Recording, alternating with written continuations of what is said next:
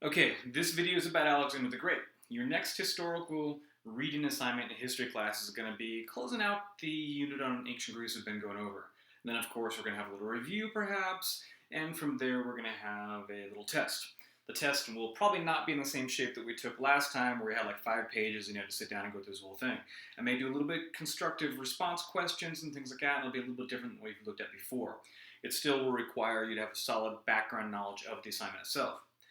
Okay, for today, I'm going over Alexander the Great's reading. Almost impossible for you to see via the screen. At some point, I may end up mirroring it to my TV downstairs and try and use like I do in the classroom.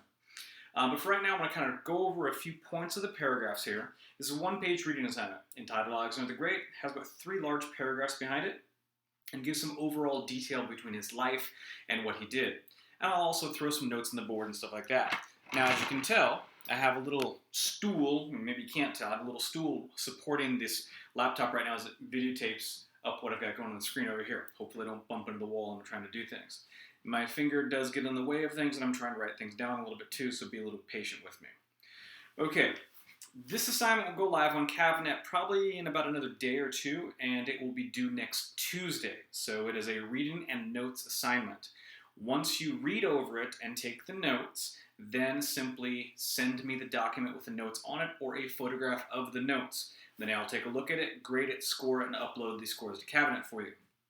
Now, this particular read assignment, I'm going to kind of give a little preview over it as we go with it, talk about it a bit, and maybe add a few notes on the board I think are main points you should have down in your notes. I'm going to give you like a bullet point outline of what you should be looking for in your notes themselves. First of all, we know that Alexander the Great was the son of Philip II of Macedon. So here's what happens. You get Philip II, right? I know, too much looking at my back. Philip II of Macedon basically conquers all of Greece. He comes down after the Greeks have been fighting the Peloponnesian War. Sparta's weak, Athens weak, they've had plagues, they're all messed up, it's not looking really good. War, unemployment, lack of money, plagues going through and swept through a lot of people, not a lot of food, things are just not going well.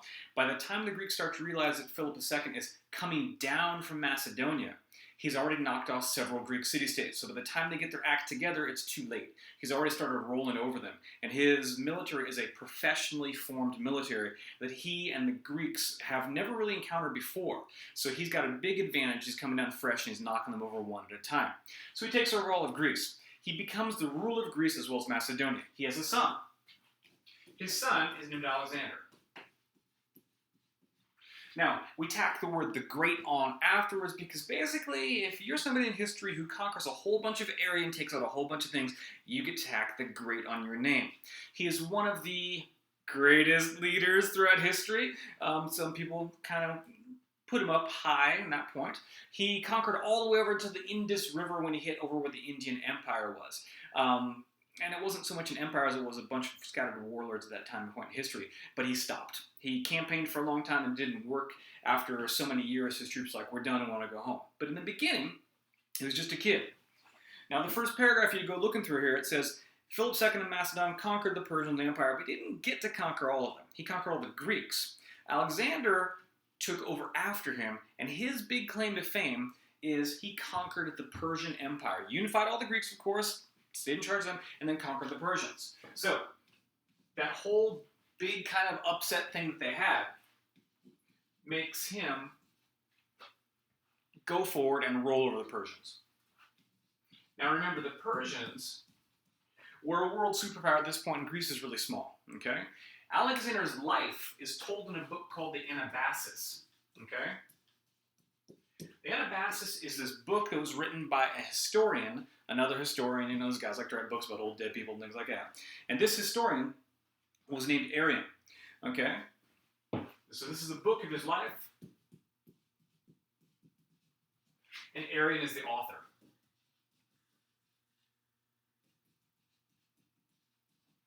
Now, I'm giving some quick notes up here. On your screen, you may need to enlarge it, peek at it, and kind of look and see what I've got going on here. But what you want to do is when you go through your reading, as I'm done on the first paragraph here, these are some points you want to be aware of. Know who Philip II was. Know who Alexander was. Know what his accomplishments were. Know what the Anabasis was. This is a book that tells about his life. He was very young when he came to the throne of Macedonia. Some people say as young as 16, other people say around his 20s. But either way, could you imagine being 20 years old and being put in charge of a country, or even 16 and being put in charge of a country? Now, he was an ambitious man. All right, he wanted to be well known and remembered throughout history. Among all these things that are really funny is that he did conquer the Persians. He even, yeah, that's right, fairy tale thing, married a Persian princess. And while he married the Persian princess, there's one flaw, one big flaw. No heir. Now, heir doesn't mean hair like what I've got kind of growing on my head that I shave off every week. It means no heir. He had no children, so there was no one to take over after he was dead. This is a huge problem, because in the ancient times we know that whenever the firstborn child, usually a male, is the one who's in line for the throne when the father or the king or the leader dies. So when Alexander died, that whole fantastic, awesome empire he put together went to pieces. Okay? He became known as the king of the Greeks and the Persians. So he had all of Greece and all of Persia under his command. This is a substantial thing to have all of those countries and all the areas encompassed under them. All the city-states of Greece, okay, including Sparta and Athens, all of Persia, the 10,000 tribes that made up Persia, all of those were there. Now, he rolled over them. He did bring Hellenic thought and Greek culture all the way to Persia and spread it even farther around. This meant he had a rather large empire, okay, stretching from Greece in the west all the way to the Indus River in the east. Now, at that point, he stopped. Okay, he'd been on a conquest again and again and again. Funny thing, though, many times he built cities. Put down roads, opened schools, created libraries, all those are positive sounding things, but he had to break a bunch of eggs before he could get there. So when he did that, he created some cities, and he named them, you get this right, can you imagine? He named them after himself. The height of arrogance, he named many cities Alexandria.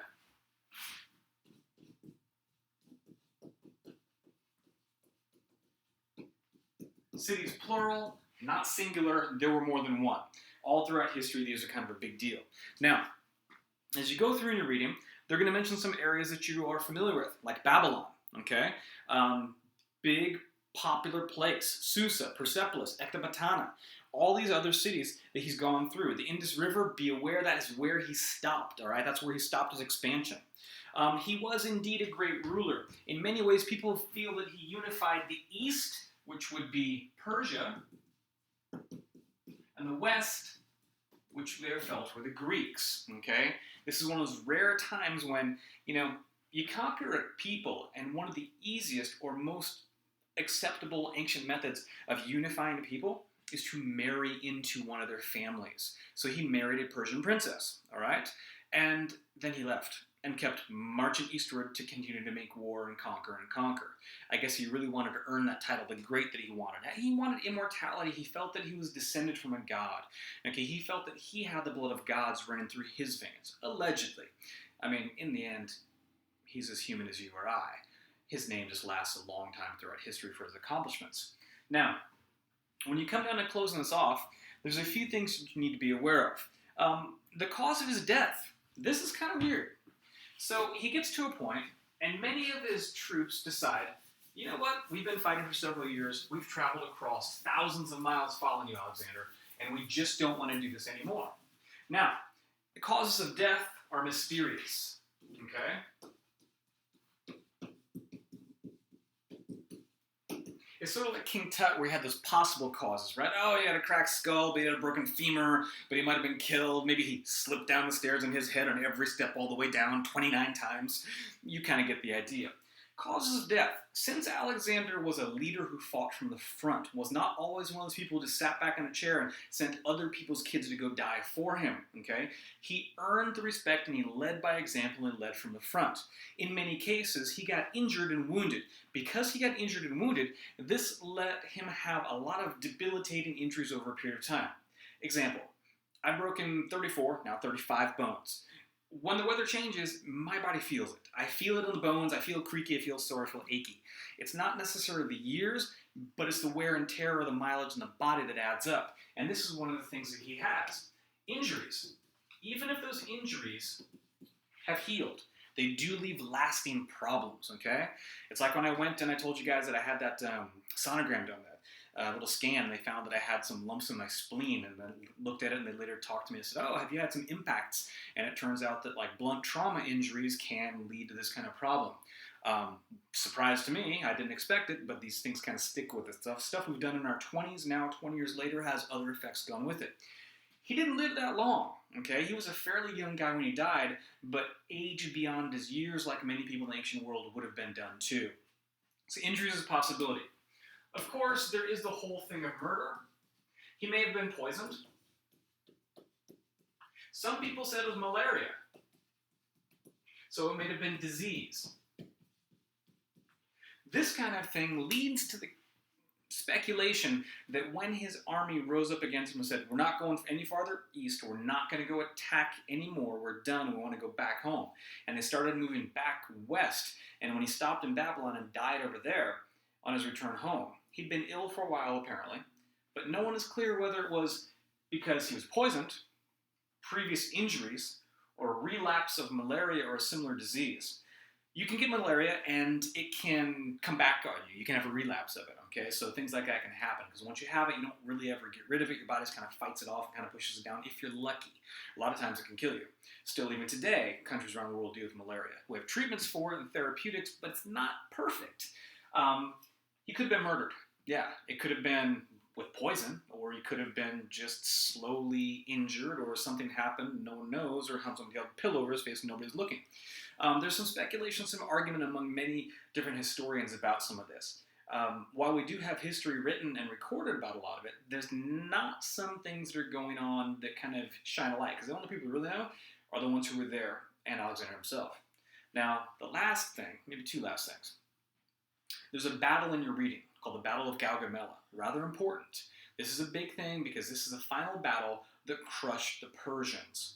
This is where the Persian emperor basically fled, all right, and ran away from the battle, and the Greeks took him. All right, this is the breaking of the final Persian power as their empire ceased to be after this. Now, the last thing to remember is this.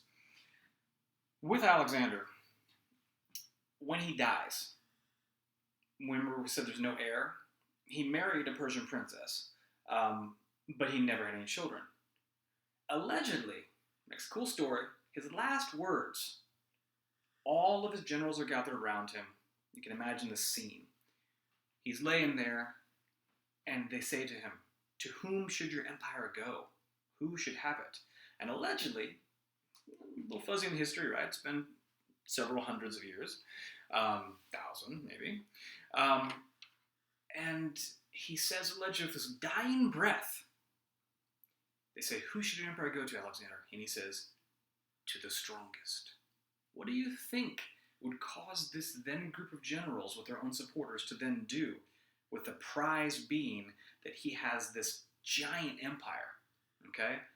What do you think would happen after he dies and says, to the strongest? He's dead, okay? So the last thing to put in there, all of this glorious conquest, the buildings of schools, the roads, the libraries, the bringing and spread of Greek Hellenic culture all the way through the east, through Persia, the merging of this new culture to become both a fusion of Persian ideas, ideologies, cultures, science, and then as well as the Greek cultures and sciences and knowledge and philosophies coming together in this fusion of this new kind of civilization, now falls to pieces because it's to the strongest, okay? So remember that last part for your notes.